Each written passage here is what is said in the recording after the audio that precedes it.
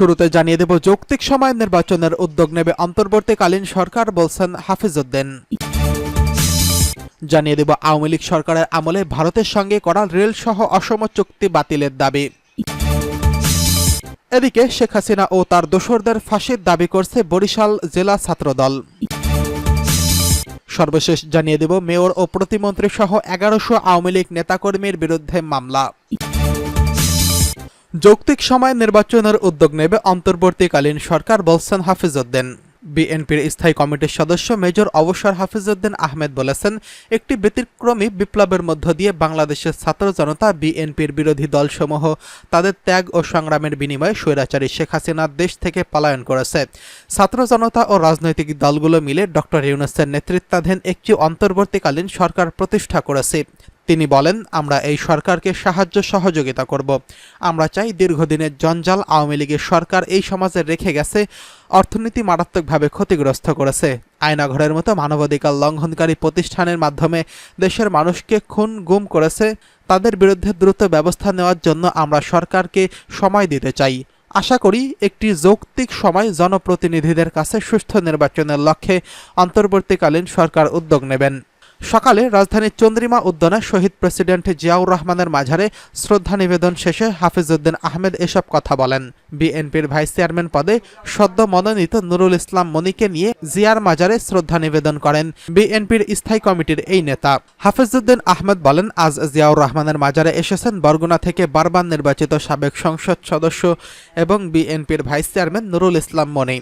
এই জননেতা আগামী দিনে বরগুনাকে আরও উন্নয়নের পথে এগিয়ে নিয়ে যাবে। তিনি বলেন, অনেক ত্যাগের বিনিময়ে আজকে আমরা এই অন্তর্বর্তীকালীন সরকার পেয়েছি। বিএনপি 16 বছর আগে যে আন্দোলন শুরু করেছিল, আমাদের শত শত কর্মী খুন হয়েছে, হাজার হাজার কর্মী জীবন দিয়েছে। আওয়ামী লীগ সরকার বিএনপি ও তার অঙ্গ সহযোগী সংগঠনের উপর যেই ধরনের অত্যাচার করেছে, নির্যাতন করেছে, এই বিশ্বে তার কোনো নজির নেই। আন্দোলনের শেষ পর্যায়ে কোটা আন্দোলনে মাঠে নেমেছে ছাত্র জনতার দল। আমি বৈষম্য বিরোধী ছাত্র আন্দোলনের নেতৃবৃন্দ ও প্রতিটি সদস্যকে ধন্যবাদ ও অভিবাদন জানাই। ছাত্র জনতার আন্দোলনে বিএনপির 198 জন নেতাকর্মী শহীদ হয়েছেন উল্লেখ করে হাফিজ উদ্দিন আহমেদ বলেন, আওয়ামী লীগ সারা দেশে নির্যাতন নিপীড়ন চালিয়ে ভেবেছিল কিয়ামত পর্যন্ত তারা ক্ষমতায় থাকবে। কিন্তু বাংলাদেশ মানুষের বীরের জাতি। 71 সালের স্বাধীনতা যুদ্ধে অংশগ্রহণ করেছি, এবার জুলাইয়ের বিপ্লবেও স্বাধীনতা অর্জন করেছি। আমরা 2 বার স্বাধীনতা অর্জন করেছি। এদিকে আওয়ামী লীগ সরকারের আমলে ভারতের সঙ্গে করা রেল সহ অসম চুক্তি বাতিলের দাবি। বাংলাদেশের পূর্বাঞ্চলে আকস্মিক বন্যার প্রসঙ্গ টেনে জাতীয়তাবাদী সমমনা জোটের সমন্বয়ক এবং ন্যাশনাল পিপলস পার্টির এনপিপির নেতা ফরিদুর রহমান ফরহাদ বলেছেন, ভারত অভিন্ন নদীগুলোর গেট খুলে দেওয়ায় এই বন্যা সৃষ্টি হয়েছে। অবিলম্বে এসব গেট বন্ধ করার আহ্বান জানাচ্ছে। পাশাপাশি আওয়ামী লীগ সরকারের আমলে ভারতের সঙ্গে সম্পাদিত রেল সহ অসম চুক্তি বাতিলের দাবি জানাচ্ছে। শনিবার 24 আগস্ট জাতীয় প্রেস ক্লাবের সামনে এক বিক্ষোভ মিছিল পূর্ব সমাবেশে সভাপতির বক্তব্যে অন্তর্বর্তীকালীন সরকারের প্রতি এই আহ্বান জানান তিনি। ভারতীয় পানি আগ্রাসনের বিরুদ্ধে এনপিপির উদ্যোগে এই কর্মসূচি পালিত হয়। ডক্টর ফরিদুর রহমান ফরহাদ বলেন, ছাত্র জনতার অভ্যুত্থানে ক্ষমতাচ্যুত শেখ হাসিনা ভারতে পালিয়ে যান। ফ্যাসিস্ট খনিল লুটেরা শেখ হাসিনাকে আশ্রয় দিয়ে ভারত বাংলাদেশ জনগণের আকাঙ্ক্ষার বিরুদ্ধে অবস্থান নিয়েছে। জনগণ চাই ছাত্র জনতার উপর গণহত্যার নির্দেশদাতা হিসেবে শেখ হাসিনার বিচার হোক। আমরা বাংলাদেশের জনগণের আকাঙ্ক্ষাকে ধারণ করে ভারতকে বলবো, অবিলম্বে শেখ হাসিনাকে বাংলাদেশের সরকারের হাতে তুলে দিন। ভারত শেখ হাসিনাকে বিচারের হাত থেকে রক্ষা করতে পারবে না। শেখ হাসিনার সঙ্গে ভারতের আশ্রয় নেওয়া বিগত আওয়ামী লীগ সরকারের এমপি মন্ত্রী এবং প্রশাসনের দলবাজ কর্মকর্তাদেরও ফেরত দেওয়ার আহ্বান জানাচ্ছে। দেশে কর্মরত ভারতীয়দের চাকরিচ্যুতির আহ্বান জানিয়ে ডক্টর ফরহাদ বলেন, বাংলাদেশে 26 লাখ ভারতীয় চাকরি করছে। অবিলম্বে তাদের অব্যাহতি দিয়ে সেখানে বাংলাদেশি নাগরিকদের নিয়োগ দেওয়ার আহ্বান জানাচ্ছে।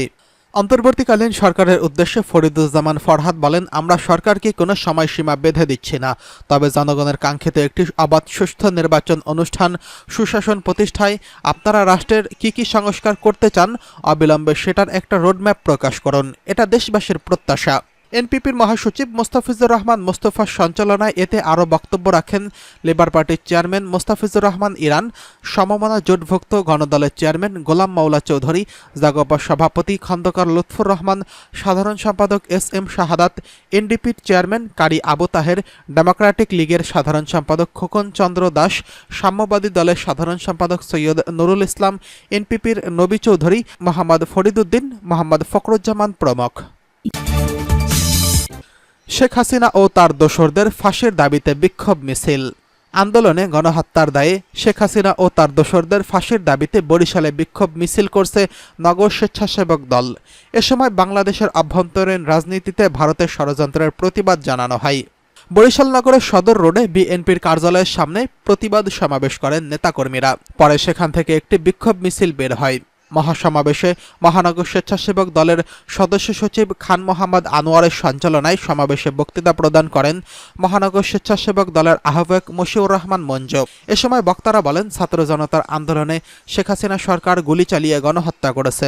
এই ঘটনায় জড়িত শেখ হাসিনা সহ সবাইকে অবিলম্বে দৃষ্টান্তমূলক শাস্তির দাবি করতে হয়।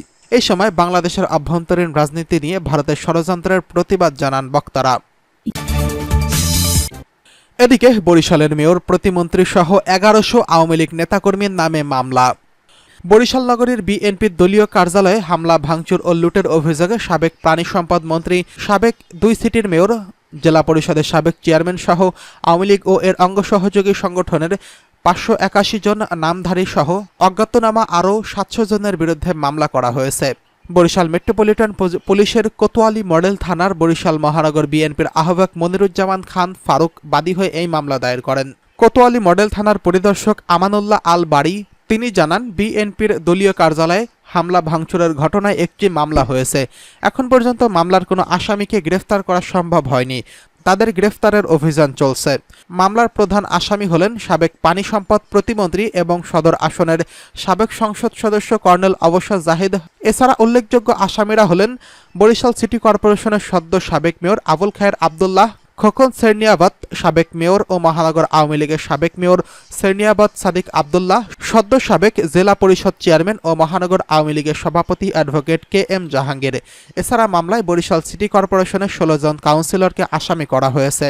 মামলার আসামিদের বিরুদ্ধে অপরাধ সংগঠনের উদ্দেশ্যে বিস্ফোরণ ঘটানো এবং সহায়তার অপরাধসহ বেআইনি জনতার উদ্দেশ্যে মারাত্মক অস্ত্রে সজ্জিত হয়ে দাঙ্গা করা, অনধিকার প্রবেশ করে চুরি, ভাঙচুর, অগ্নিসংযোগ এবং খুন জখমের হুমকি দেওয়ার অভিযোগ আনা হয়েছে। মামলার এজাহারে বাদীর অভিযোগ করেন, গত 4 আগস্ট দুপুরে 12:30টায় নামধারী সহ অজ্ঞাত 700 সন্ত্রাসী লোক পরিকল্পিতভাবে পরস্পরের যোগসাযোগে পিস্তল, শটগান, ককটেল, রামদা, চাপাতি, চাইনিজ কুড়াল, শাবল ইত্যাদি নিয়ে নগরের সদর রোডের টাউন হলের পাশে হামলা করে। তারা গুলি করে ও ককটেল বিস্ফোরণ ঘটিয়ে ভীতিজনক পরিস্থিতির সৃষ্টি করে দলীয় কার্যালয়ে প্রবেশ করে টিভি, কম্পিউটার, সাউন্ড সিস্টেম সহ 4.5 লাখ টাকার মালামাল ভাঙচুর করে। এছাড়া দ্বিতীয় তলায়